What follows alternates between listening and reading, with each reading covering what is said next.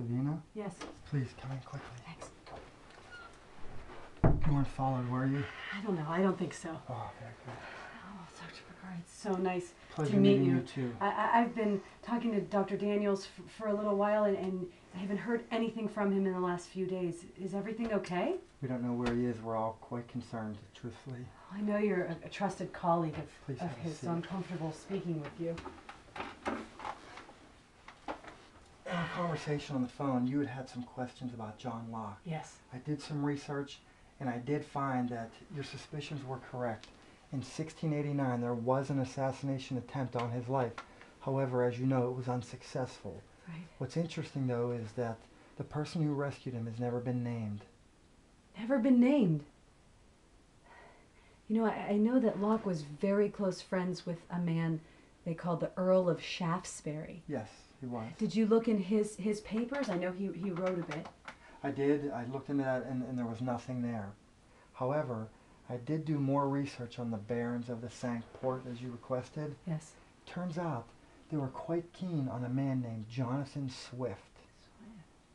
And while this is the interesting part, for the real barons would have hated satire.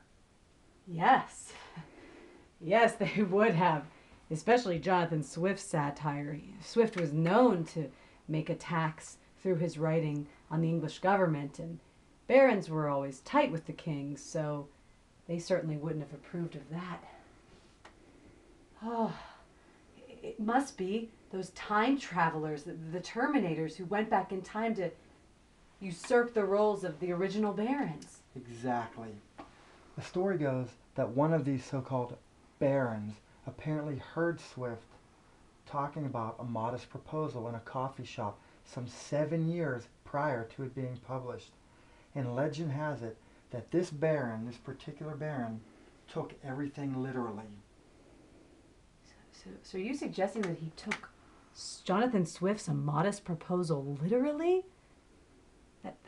That proposal, literally, he took it literally. That's sick. Exactly. Very literally. Anyway, there was one more detail I found in Dr. Daniels' notes that I thought would be important. I wasn't quite sure what it was.